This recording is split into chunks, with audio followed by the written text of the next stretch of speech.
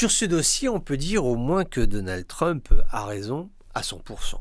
Quand le chef de la Maison-Blanche demande à ses équipes que l'innovation dans le secteur de l'intelligence artificielle devienne une priorité, il voit juste. L'intelligence artificielle, communément appelée IA, 2 lettres pour changer le monde. Les Chinois vont investir 150 milliards de dollars d'ici 2030 dans des programmes de recherche et de développement. Si l'Amérique ne veut pas être distancée, elle doit se ressaisir. Pendant très longtemps, on a dit Internet, c'est virtuel, il n'y a plus de frontières, c'est le business mondialisé, etc. Non. L'intelligence artificielle est un secteur de souveraineté, sauf si tu acceptes d'être dépendant d'une puissance extérieure. Il n'y a rien de virtuel.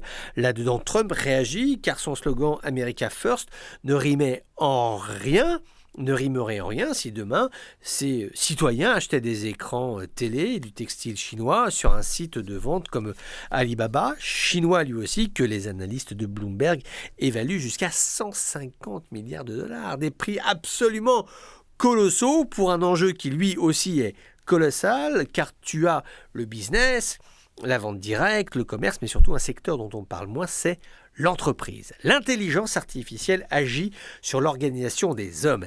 Elle modélise, elle rationalise. Dans les usines, les robots sont devenus les petites mains qui font le travail, assemblent les pièces, mettent le coup de peinture. La robotisation des usines, ce n'est pas un rêve d'étudiant d'Oxford ou de HEC, c'est du concret. Demain, tu voudras produire par exemple, du mobilier d'aménagement. Eh bien, depuis le design jusqu'à la fabrication, tu pourras avoir une usine clé en main qui fonctionnera toute seule ou presque. Et là, Trump voudrait te vendre son process américain, pas chinois, américain, concurrence oblige. Il ne veut pas que tu sois tenté par le modèle asiatique, même dans le monde des médias.